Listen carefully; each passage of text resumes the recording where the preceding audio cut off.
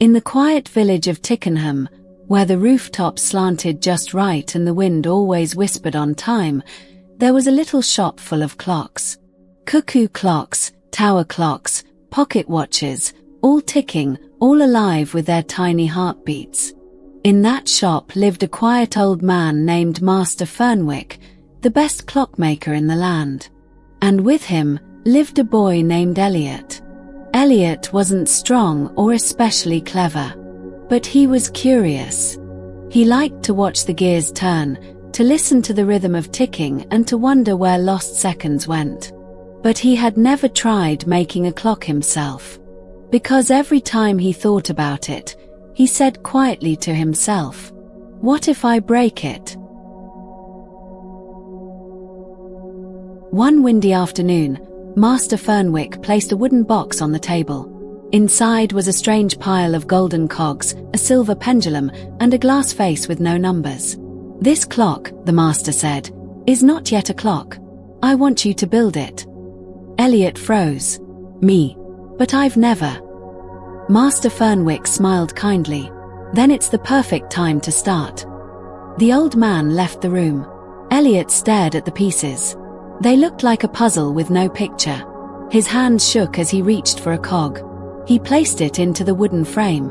Click. It fit. Then another. Tick. The sound made him pause. He wasn't sure if it was right, but he had tried, and something inside him ticked, too.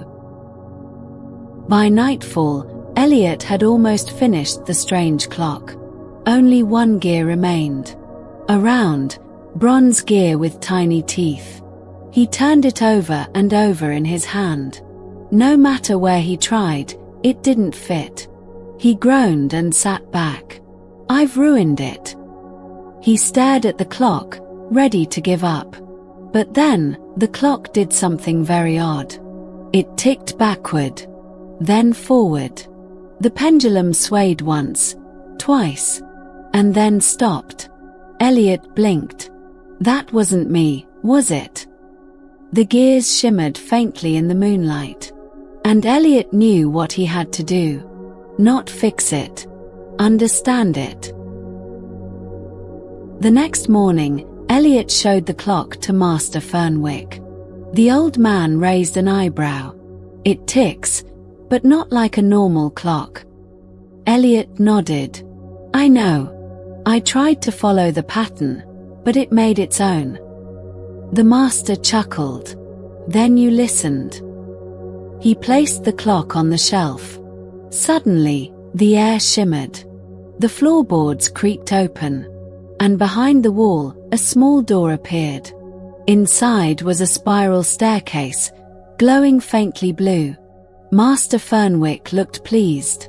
That clock was the key. Eliot swallowed hard. "You mean, I did it right?" "I mean," said the master, "you were brave enough to try."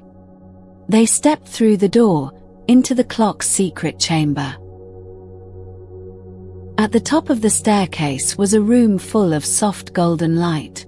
Floating all around were tiny glowing orbs, lost minutes, turning gently in the air like bubbles. Every minute someone gave up trying, one floated here. But now, some minutes were floating back down, drifting into clocks all over the world.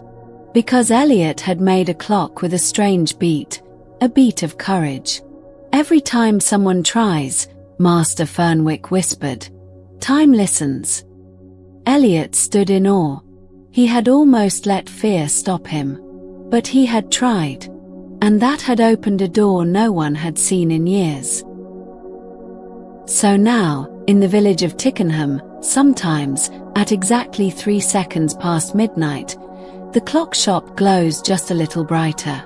And if you pass by, you might hear a new ticking, one that doesn't follow the rules. That's Eliot's clock. It doesn't measure hours. It measures bravery.